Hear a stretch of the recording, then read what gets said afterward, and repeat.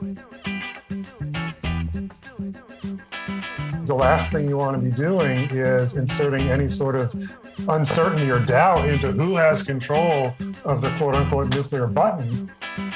That's the voice of Stephen Schwartz, a non-resident senior fellow at the Bulletin of the Atomic Scientists and an independent consultant. He's today's guest on Press the Button, a Plowshares Fund podcast dedicated to nuclear policy and national security. And now, here are your co-hosts, Tom Kalina and Michelle Dover. Welcome back to Press the Button. And Tom, welcome back to the podcast. I hope you had a great vacation. Thanks, Michelle. It's great to be back. I had some really terrific time off in New Hampshire. Hiking, biking, and swimming are great antidotes to the DC policy grind. I got to play paintball. I never played paintball before, so I don't know if our listeners have ever played paintball, but it was my nephew's 14th birthday, and that's what he wanted to do.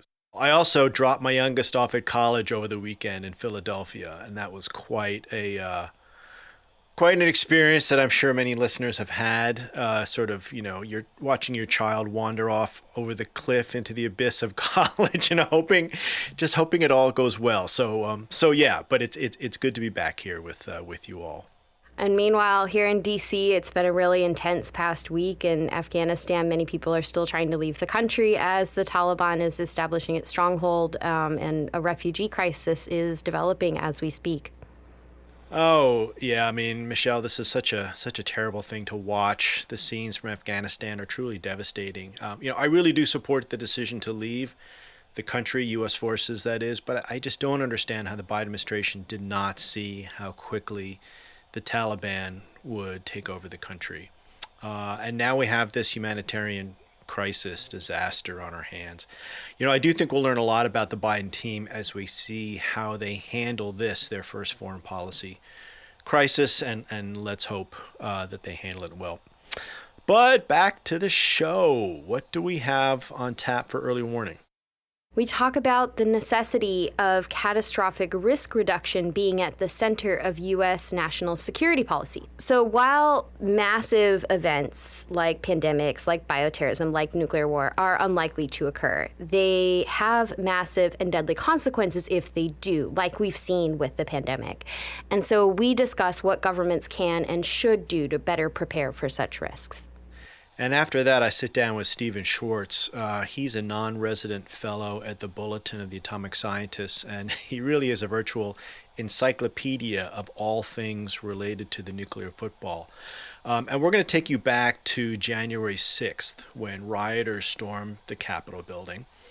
And as we discovered later, it came quite close to confronting and possibly assaulting then Vice President Mike Pence, who was also accompanied by his backup nuclear football, otherwise known as the Presidential Emergency Satchel. And Steve tells us about how the situation could have escalated into quite a crisis, not necessarily nuclear war, but widespread panic if the football had been captured by the rioters. So tune in for more about how we should all be more concerned about the security of the nuclear football, and more about the policy of presidential sole authority to launch nuclear weapons. And finally, we answer a question about the companies that manufacture nuclear weapons on this week's Q&A segment. Remember, if you want your question answered on the air, shoot us a DM at PressButtonPod or send us an email at pressthebutton@plowshares.org. And as always, if you like what you hear, remember to hit subscribe and leave us a rating. Every little bit helps to grow our show and our audience. And with that, let's get to the episode. The clock is ticking. And now, early warning. Early warning. Early warning. Early warning. A 7-minute synopsis of this week's nuclear news. Thanks, Dal. Today I'm joined by Alasdair Phillips-Robins, a student at Yale Law School, and Sam Winter-Levy, a PhD candidate in politics at Princeton University. Thank you both for joining. Thanks so much for having us. Thank you. As you know, we have 7 minutes to cover the week's nuclear and national security news starting now. Alasdair, Sam, first of all, congratulations on your research, which you co-authored with Nikita Lalwani, that received an honorable mention in New America's Reshaping U.S. Security Policy for the COVID-Era essay competition. Now, in this piece, you made the case that catastrophic risk reduction should be at the center of U.S. national security policy. Why is that? Yeah, that's right. So global catastrophic risks are basically events that are very unlikely to occur, but if they did occur, would have massive deadly consequences. So you can think about things like pandemics, bioterrorism, nuclear war, all of which are very unlikely to occur in any given year, but if they did occur, would be really disastrous. And in general, governments are poorly equipped to deal with these sorts of threats. They tend to focus on much more short-term problems, to focus on kind of immediate concrete risks rather than these kind of long-term, low probability ones. Politicians have very strong electoral incentives to prepare for kind of terrorist attacks or like near-term threats, but again, much less incentive to kind of prepare for these catastrophic risks. So we argue that at the moment, as the kind of pandemic has made clear, the US lacks a really rigorous framework for thinking about these kinds of long-term, low probability, high impact risks. And we think policymakers should place catastrophic risk reduction much more centrally at the heart of US national security policy, just because it is so bad if things go wrong. And what would this look like in practice? So concretely, there's actually a lot that the Biden administration and Congress could do right now to make sure that the US and the world are better prepared, not just for the next pandemic, whatever that looks like, but for a whole range of catastrophic risks. So first off, focusing on the pandemic, Congress really needs to set up a 9/11 style commission to investigate the US response to COVID-19. Senators Bob Menendez and Susan Collins have a proposal along those lines, and it's a good idea. But the commission shouldn't just look back at what went wrong. It should also think about a pretty wide range of ideas for what the US can do to make sure that we do better next time. And beyond pandemics and beyond Congress, there's a lot that the federal government can do starting right now. You know, the federal government already runs these tabletop exercises that are meant to prepare for disasters like the pandemic, but we think they could be made more extensive and more robust, kind of along the lines of the stress tests that the Federal Reserve uses to evaluate the financial system. So if the Biden administration brought in people from the private sector, people from state government and local government to kind of stress test lots of different systems and how they would respond to different catastrophes like food supply chains and medical stockpiles and the shipping industry. You know, we've seen a big logistics challenge in the aftermath of COVID-19. Were there things we could have done in advance to make sure that that didn't happen, to make sure that ports were better prepared, for example? And then finally, the National Security Council has a pandemics team that the Biden administration restored after the Trump administration had dismantled it. But we think there should be people on the NSC kind of directing government preparedness and response for a wide range of catastrophic risks. So there should be people working on bioterrorism, on AI, on climate change, and so on, to give that kind of centralized direction and coherence that was really missing in the response to COVID-19. Now, it's really interesting to hear you mention this range of catastrophic risks, some of which, like the pandemic, were not initially considered by the general public to be a security risk per se. But in the article that you published in Just Security, you actually mentioned nuclear war as one of these catastrophic risks, something that is considered already a security risk. So how would the U.S. approach it differently if it was seen through a catastrophic risk reduction lens? Yeah, so on nuclear weapons, which is kind of a classic security issue, more so than the pandemics, like you said, I think this emphasis on catastrophic risks should just bring home that it's really important not to be complacent, that these sorts of low probability events can happen. So even if nuclear weapons and arms control issues are not the kind of most high profile political topics at the moment, they remain really important if you're looking at them through this kind of catastrophic risk reduction lens. And recent years have seen the emergence of new geopolitical tensions, between the US and China, between the US and Russia, that I think lots of experts think are kind of raising the risks of nuclear war to levels that we haven't seen really since the end of the Cold War. We've seen the collapse of kind of key arms control mechanisms between the US and Russia, arms control measures between the US and China. And as these relationships become more competitive, I think really focusing on these kind of low probability ways in which things could go very wrong. And picking up on what Sam was saying there, it's important to think about kind of the non-obvious ways that nuclear weapons can pose a big threat. So I think a catastrophic risk reduction lens makes you think about not just intentional nuclear wars and exchanges, but things like, as Sam was saying, accidents, mistakes, situations where a country thinks that it's about to be attacked and launches a strike in retaliation, but actually there was no original first strike. And it's easy to dismiss this probability because it's never happened, but we've actually had a lot of close calls during and even after the Cold War. In 1995, for example, a Russian radar operator reported that there was an incoming nuclear missile, and the warning went all the way to President Yeltsin, who had opened Russia's nuclear suitcase and was considering whether to launch a strike in retaliation before the radar operator realized that the missile wasn't actually headed to Russia. And they later realized that it was a Norwegian scientific rocket that they just hadn't known was going to be launched. And so near misses like that kind of bring home that there are lots of mundane things that may not get the headlines when it comes to nuclear weapons, but that we should be thinking about pretty carefully, like how to make sure that communication lines between military personnel in different countries remain open, and that launch control systems are secure, that chains of command are clear, and can't have a rogue operator somewhere in the system. We really need to be thinking about to keep everyone safe. Well, 7 minutes flies by pretty quickly. Alasdair, Sam, thank you so much for joining. Thank you so much for having us. Thanks for having us.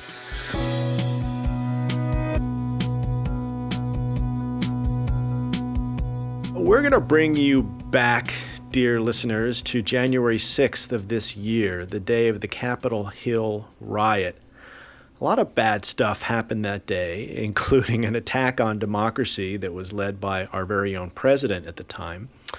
But one thing that is often overlooked is that rioters who stormed the Capitol building came very close to assaulting then Vice President Mike Pence. And if the vice president had been confronted, he would have been in a very dangerous situation. Recall that some were chanting, "Hang Mike Pence," after the vice president did not attempt to overturn the results of the presidential election. But beyond the personal safety of Pence and his staff, Pence was also accompanied by an aide who carried the nuclear football. And this is that very special briefcase that I'm sure many of our listeners know about that allows primarily the president, but in cases where the president is not able, the vice president to communicate with the Pentagon in a crisis and to order the launch of U.S. nuclear weapons. So on January 6th, there was the possibility that the football could have been seized by rioters. Now, the vice president's football, to be clear, is a backup that can only be used if the president is incapacitated. And Trump that day was in the White House, and he's the one who had the sole authority to launch that day, which raises other questions we'll get to later. But the vice president at that moment was not empowered to launch. So if rioters had indeed stolen the football, presumably they could not have started a nuclear war that day. But just imagine the panic that might have been provoked if rioters had seized the football and started to wave it around or escaped with the nuclear war plans inside. So we should all be worried about the security of the football. And the Pentagon is now looking into its procedures and reviewing its procedures for protecting the football. The football is formally known as the Presidential Emergency Satchel. I would love to have been a fly on the wall when they chose the word satchel there. I wonder whether they focus grouped that or what. But this review of the security of the football was requested by members of Congress who said, quote, it is imperative that we fully understand the processes and procedures that are in place to protect the presidential emergency satchel, especially when its custodians might be in danger," unquote. So I have a lot of questions about all this, and here to help us out is Stephen Schwartz. He's a non-resident senior fellow at the Bulletin of the Atomic Scientists and an independent consultant. He previously served as editor of the Nonproliferation Review, publisher and executive director of the Bulletin of the Atomic Scientists, and was a guest scholar and project director at the Brookings Institution, where he edited and co-wrote Atomic Audit, The Cost and Consequences of U.S. Nuclear Weapons since 1940. Steve, it is great to have you here. Great to be here. Are you ready for some football? Always ready for some football. So let's get into it. So we're going to go back to January 6th.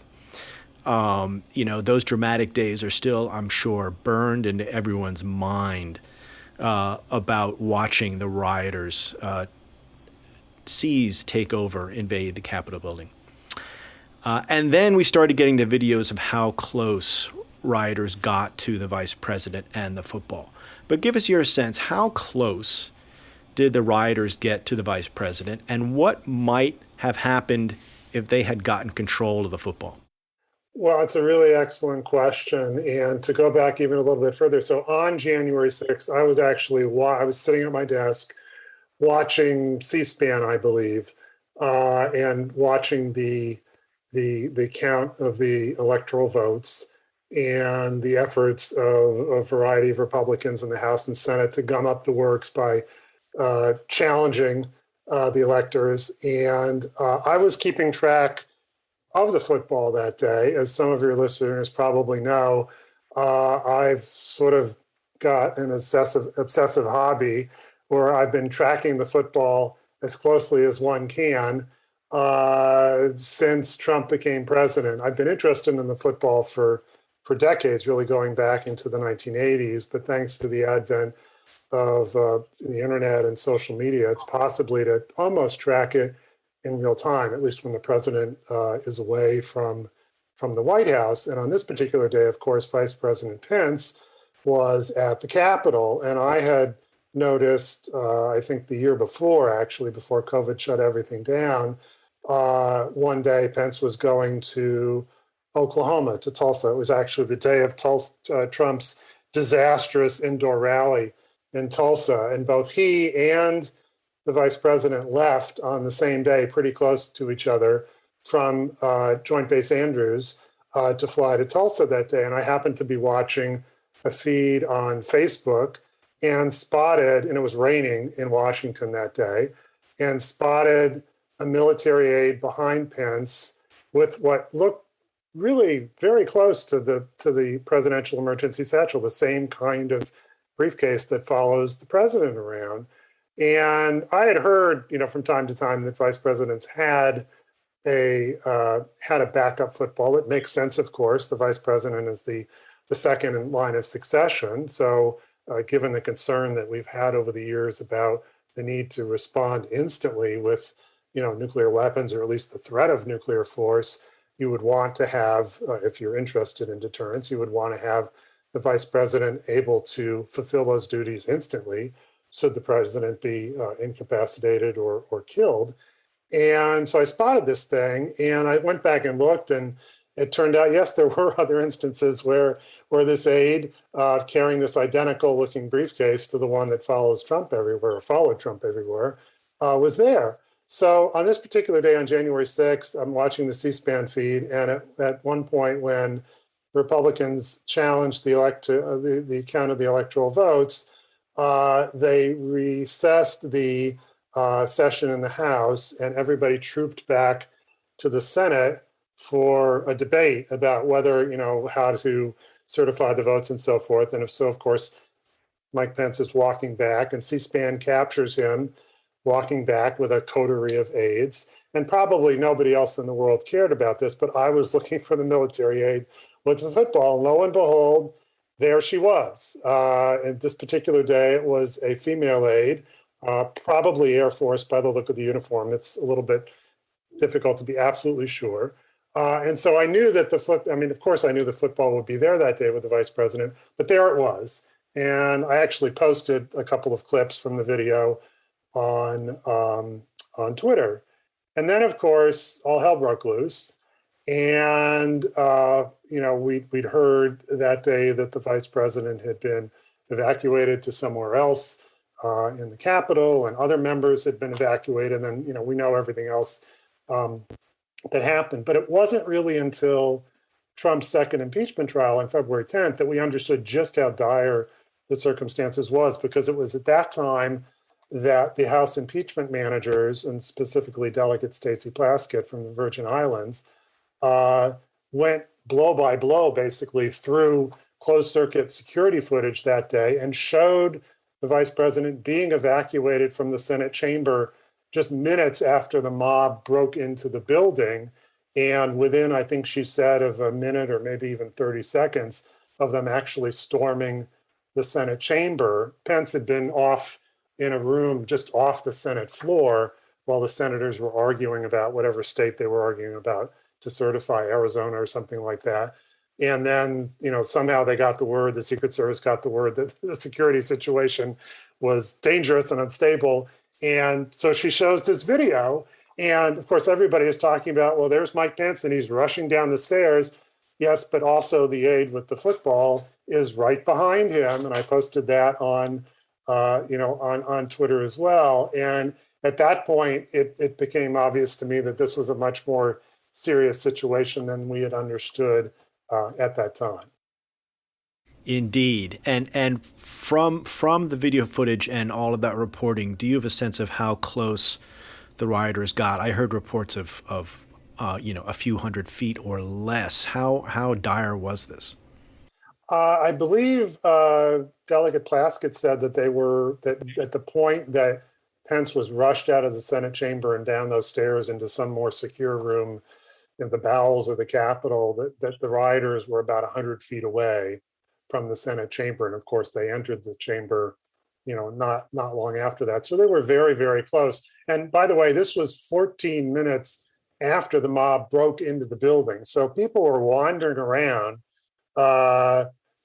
breaking into other things and shouting, "Hang Mike Pence" and "Where's Nancy" and all of that for, almost a quarter of an hour before the vice president was hustled out by his Secret Service detail. So, there was a threat in the building before they actually, a serious threat before they decided to move. So it was very close. Now, I wasn't, concerned that the football would have been, that somebody in the mob would have gotten control of the football. I mean, it's important to understand that, first of all, this is a backup football, right? So it has the full authority. It's identical to the one that trails the president, but it can only be used if the vice president becomes president, either because the president dies in some form or fashion, or the president is incapacitated, or the 25th Amendment is invoked, in which case the vice president becomes acting president.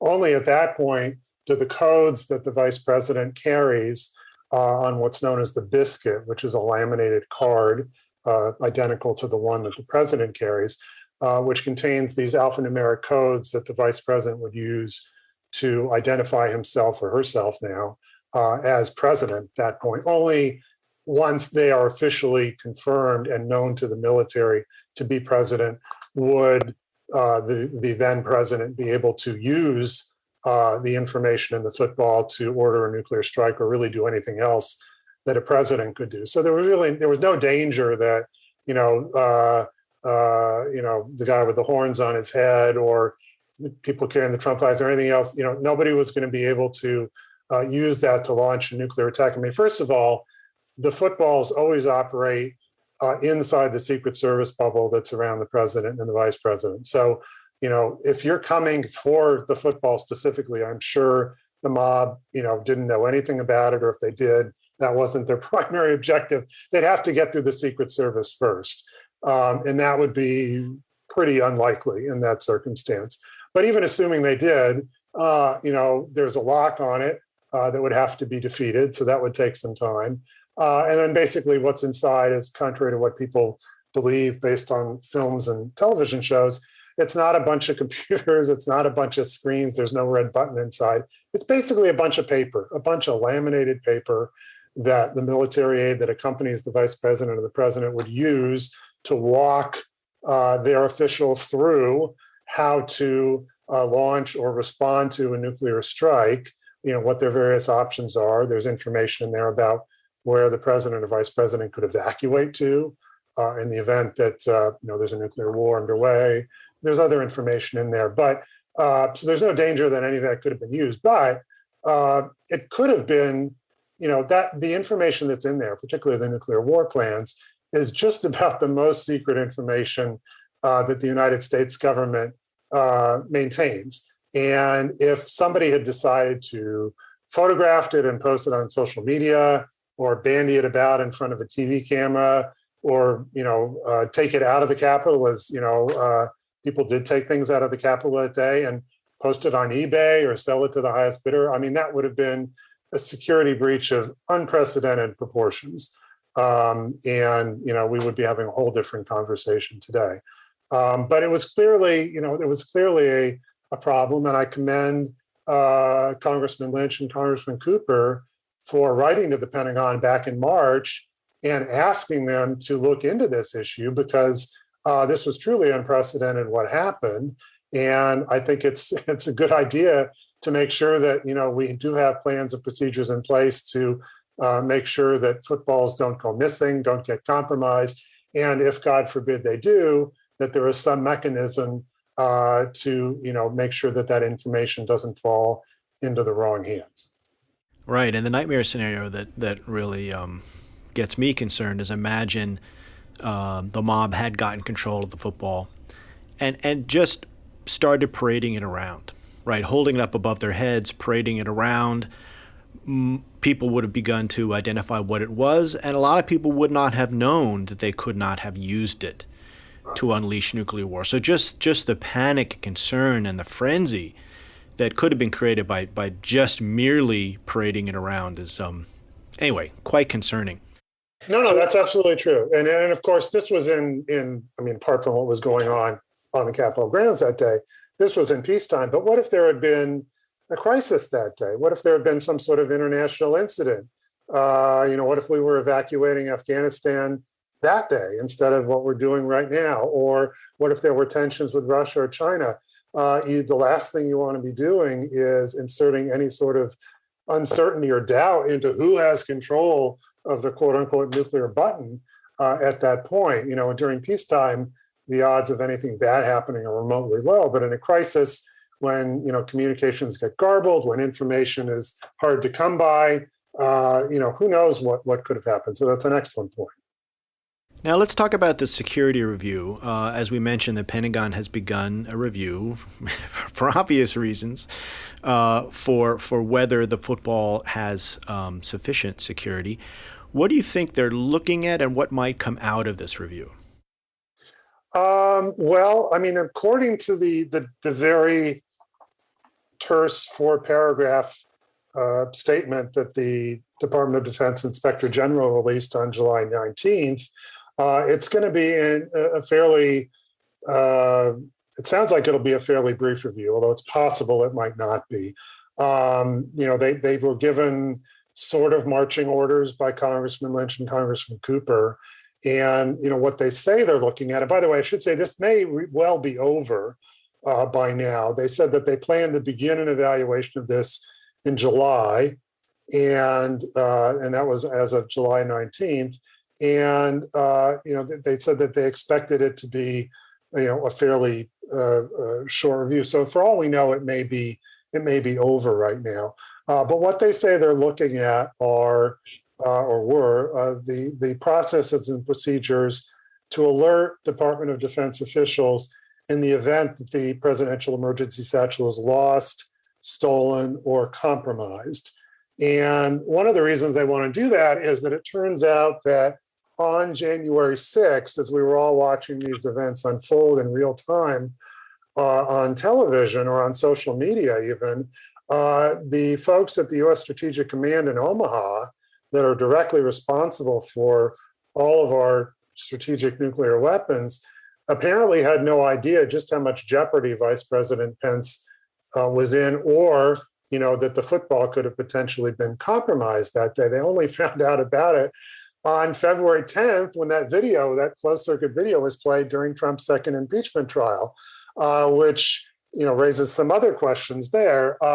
So that's what they say that they're looking at, and they want to understand, if the football were somehow to fall into the wrong hands or be compromised, what means do they have to safeguard the contents and to get them back? Now, presumably they have some procedures or had some procedures in place already. But again, as I said, this is truly an unprecedented thing. I mean, we should know that the football has been around since the late 1950s.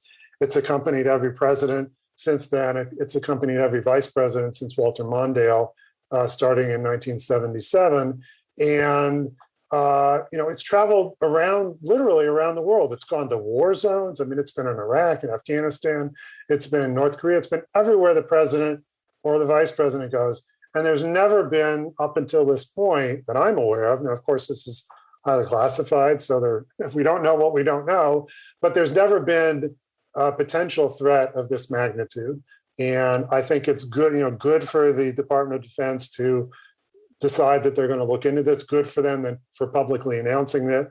I would hope that they would say something publicly about the results, but I think that's unlikely given the highly secretive nature of all this. But it's possible in some future hearing that maybe Congressman Lynch or Congressman Cooper might let something drop about it. Now, there's an aspect of this that troubles me greatly that I'm assuming that the Pentagon is not looking at.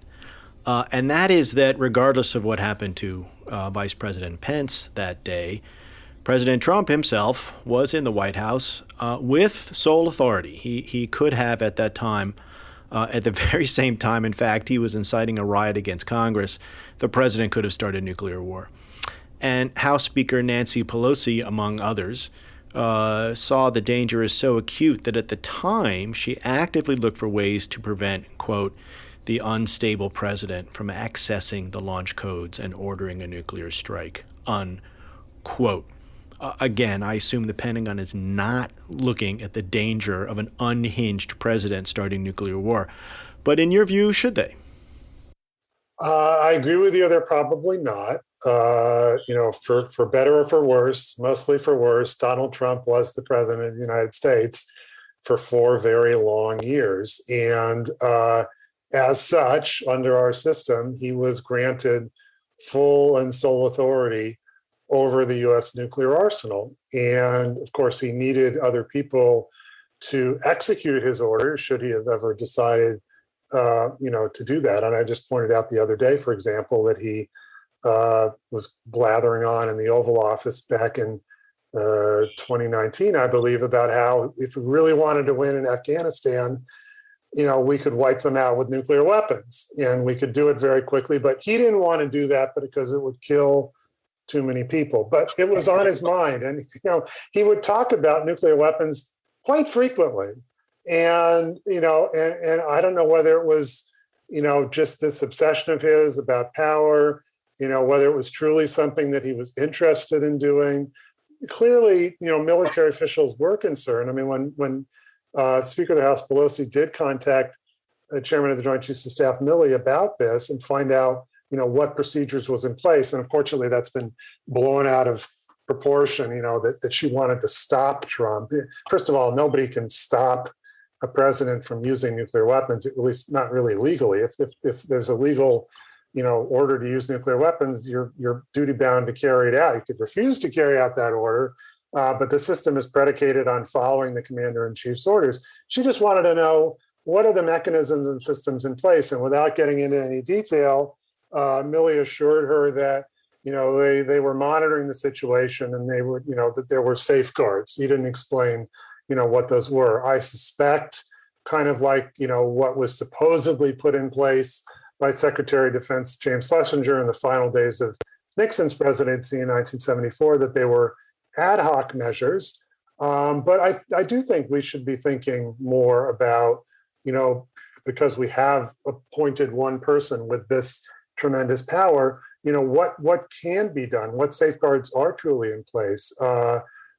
Because if somebody if somebody decides to use nuclear weapons and they're not in their right mind, what really can be done? And again, I wasn't so much worried, and I don't think anybody was seriously concerned about Donald Trump deciding one day that he was going to drop a bomb on Kim Jong-un because he didn't like his latest love letter, or he was mad at Angela Merkel, so he was going to take out part of Germany or something. I mean, that would have been absurd. And clearly, any military official of sound mind and body would have said, Mr. President, that's not legal. That's not appropriate. We can't do that. The concern is that you get into a crisis situation and the president wants to do something, and we have all of these plans that have been legally vetted by lawyers at Strategic Command, notwithstanding what the international law says about killing non-combatants. But they say that these plans are legal. They're all programmed. They're ready to go. And you get into a crisis situation, and everything ratchets up a notch, and you're worried about perhaps getting attacked first, and the president decides to do something. Is anybody going to really step in and say, that's a bad idea, or we shouldn't do that, or I won't do that? That becomes a much more difficult proposition to consider. So I would hope that they're doing that. I would hope that they, I think we all breathed a sigh of relief on January 20th, but I would hope that they're not thinking, well, this could never happen again, because clearly it could. And we're definitely not out of the woods there. So whether they're doing that or not, I doubt we would hear about it. I have heard from people on Twitter, so take this, how you will, but people who have worked in nuclear command and control who have taken me to task for saying that there is no way to stop a president who decides to do something that would be wildly inappropriate and potentially even illegal, and that there are mechanisms in place that would stop that. And I said, well, that's good to know. I'm glad you think that, but I need more than your personal assurance that you believe that that's the case. I just, everything else that I have read and heard about the nature of this program from people that have worked in it and people who have studied it is that it is, cocked and ready to go 24/7, and that it's not a debating society. So, I do expect that people will, military officials will not follow illegal orders and that they will raise concerns. But as several people said in 2017, when this issue last came up, when the Senate Foreign Relations Committee held a very interesting hearing about it, one former head of Stratcom, and then separately, the current vice chairman of the Joint Chiefs of Staff said, basically, if the president were to tell me to do something that I consider to be illegal, I would work with him to make it legal. So that's not the same thing as saying I would not carry out those orders. So I'm not completely reassured on that point. Completely agree. And that also assumes that the president would consult with those people before the order was carried down the chain, because the president, of course, doesn't have to. His order can go right to the war room, and it can go right to the commanders in the field who have control of these weapons. So, hope is not a strategy. People hope that a unhinged president could not start nuclear war. But I think we both agree we want more than that. We want some policies that say this shall not happen. Exactly. And the other thing is, officials could decide, this may be legal, but it's completely inappropriate, and I'm not going to carry out this order. Of course, everybody in the military works for the president. The president could dismiss them and say, bring me somebody who will, do my bidding, just like he dismissed, Mark Esper and brought in, is that getting the name right? Anyway, he dismissed the Secretary of Defense right before the end of his term and brought in somebody else. So, mass insubordination is not an effective solution to a president who is going off half-cocked. So yes, this is a concern that obviously raised its ugly head in the last 4 years. And I do think we need to think seriously about it, both in terms of what you said, in terms of developing, procedures, but also thinking more carefully about whether one person should have this authority at all times. So now, as we're discussing, there was great concern about this during the Trump administration because of the nature of the president at the time and his rather explosive personality, no pun intended.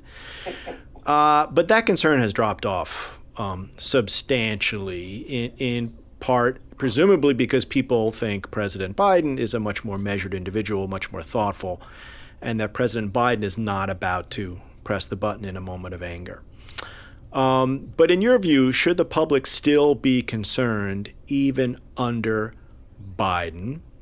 Not just because we could get another President Trump in the future, which we most certainly could, or a Trumpian type president, but that duty, that responsibility to make decisions about launching nuclear weapons within minutes, potentially, with the fate of the world hanging in the balance, is that a decision that humans can actually handle in a responsible way, regardless of who we're talking about? Well, the optimist would say we've handled it for 76 years, and we're still here. Realists and or pessimists would say yes, but how many times did we come too close to accidentally launching nuclear weapons because of false alarms, because of accidents? Now, it's true we have fewer nuclear weapons now than we did during the Cold War, but we still have, 3,800 in the stockpile, and we have about 1,700 of those are actively deployed and basically ready to go. So, this is still a serious and pressing concern. And I get that, I totally get that people are focused on climate change and civil rights and voting rights and the environment and all these other things that are tremendously important, some of which are truly existential either to life or to democracy. But, nuclear weapons are still out there. We're still, in the process, we're in the midst now of a $2 trillion upgrade, quote, modernization of our entire nuclear arsenal, delivery systems and warheads. Russia's doing the same, something similar. China's building up. These weapons haven't gone away just because, they're not on the front pages anymore. Just because we're not, hearing about them regularly doesn't mean that we're out of the woods. We absolutely aren't. So I would hope that this administration and Congress, ideally working together, will do something. We've got a nuclear posture review that's underway that could conceivably, if it's done properly, make some significant and lasting changes to not only how many nuclear weapons we have, but how we're prepared, how and where we're prepared to use them, and by whom and against whom. And perhaps also in concert with that, or maybe separately, we might make some significant cuts in this modernization effort, because I, for one, don't think that we need to rebuild everything that we have. Simply because we have the weapons now doesn't mean that we needed them in the first place or that we will need them in the future. We clearly have lots of other priorities, and I don't think that we're serving ourselves well by continuing to invest so lavishly in these weapons that, if they were ever used, would spell the end of the country and potentially the world, depending on how many were actually used. And it doesn't take that many, according to the scientists that have looked at this, to create, if not an actual nuclear winter, then some kind of serious nuclear cooling that could lead to mass starvation around the world. So, I get it. Nuclear weapons are not part of most people's daily lives. And the Pentagon and the nuclear bureaucracy, as I like to call them, are more than happy for that to continue to be the way, because then they can do what they would like to do, out of sight, and for most people, out of mind. But, the few of us that work on this diligently and regularly and care about it are, trying to raise public awareness. And I think it would be a shame if we took, one of the potentially good things that came out of the Trump administration, which was raised awareness about the nuclear arsenal and presidential control of it, and let it slide now simply because we have a different occupant in the White House. Human beings are fallible, and it doesn't matter whether they're Democrats or Republicans. And there's no reason why we couldn't have somebody like Donald Trump in the future, or somebody who perhaps is not like a Donald Trump, but has some other sort of problem, while they're in office, or perhaps is just a perfectly normal human being who, under the pressures and time constraints that are in effect when you're talking about nuclear weapons, could make a catastrophically a bad decision. And would you want one person to make that decision, or would you want to have at least one other official involved in that to make sure that it is truly the best and right and proper decision? So I hope going forward that we'll be able to learn from this and make some changes. We've come a long way. We've got many fewer nuclear weapons than we did, but as the old bumper sticker from the 1980s says, one nuclear bomb can ruin your whole day, and that's still true. Steve, thank you so much. We are out of time, but this has been a fascinating and deeply enjoyable conversation. I want to thank you so much for being here, and I look forward to talking again. You're very welcome, Tom. I appreciate it, and I hope your listeners get a lot out of the discussion. And now for everyone's favorite nuclear Q&A. Are you ready, Tom? Bring it on, Michelle. This week's question comes from Maddie in Philadelphia. Maddie asks, what companies and what owners of those companies are profiting the most off of nuclear weapons manufacturing? Thanks, Michelle, and thanks, Maddie. Great question. We do not talk about this subject enough. I mean, the nuclear weapons industry is a $50 billion industry annually. And in my opinion, it drives the nuclear policy debate in Washington in ways that we'll explore. But when you talk about the companies, there's two different types of companies. There's first the companies that build the delivery systems, which sounds like delivering milk or something. But these are the missiles, the submarines, and the bombers that are the platforms on which nuclear weapons are deployed. And then there are companies that build the nuclear warheads themselves, and they tend to be quite separate. So in terms of the companies, so the nuclear delivery systems, again, the bombers, missiles, and submarines, produced by some companies you may be familiar with. Boeing, for example, Northrop Grumman, General Dynamics, Lockheed Martin, big defense contractors like this. In terms of nuclear weapons production, the names are somewhat less well known. Babcock and Wilcox, Bechtel, Honeywell International. And as for the owners, the names will change over time, but the upper management is clearly making quite a lot of money from the profits from the nuclear weapons industry. But, these contracts and these companies support a lot of jobs in a lot of states. And so these companies spend millions of dollars on lobbying and political donations to members of Congress to make sure that the members know where those jobs are and how important these defense contracts are to jobs in their states. So it's a very sophisticated process.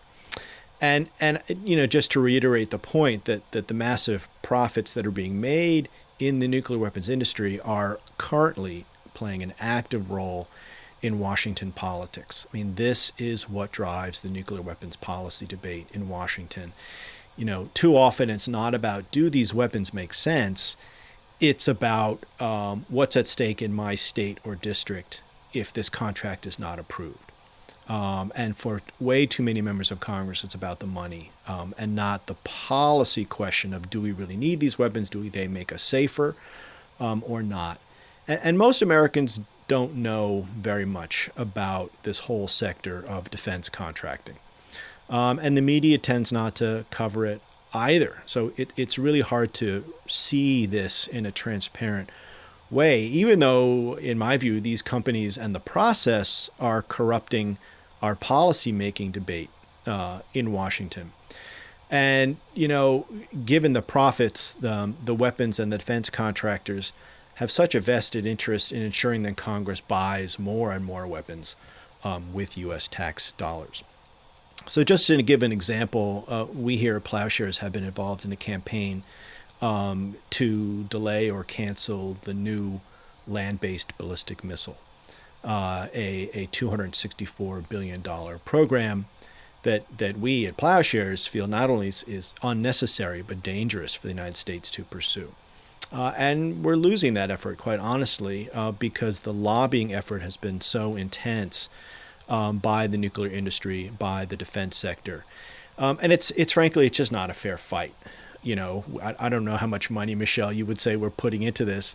But just to give you one example, Northrop Grumman, which is the main contractor for the new ICBM, from 2019 to 2020 spent $25 million on lobbying.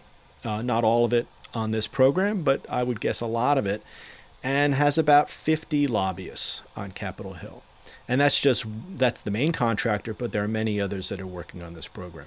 So this gives you a sense that, this is not a fair fight. We are outspent, outgunned.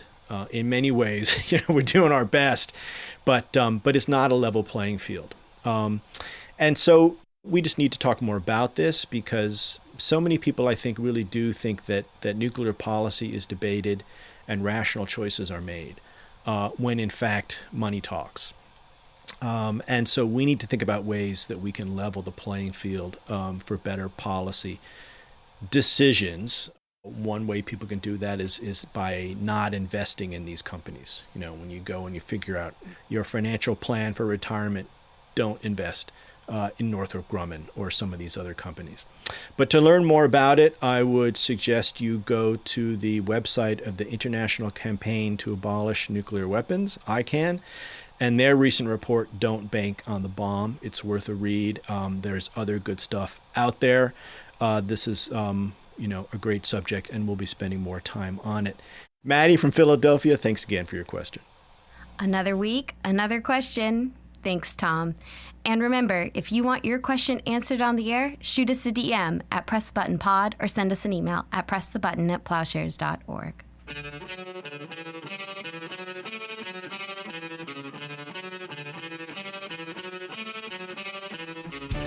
Thanks for listening to Press the Button. This podcast is produced and edited by Alex Hall in Washington, D.C., and Delphine Vigil in San Francisco, with research and assistance from Doreen Horschig and Harry Tarpey.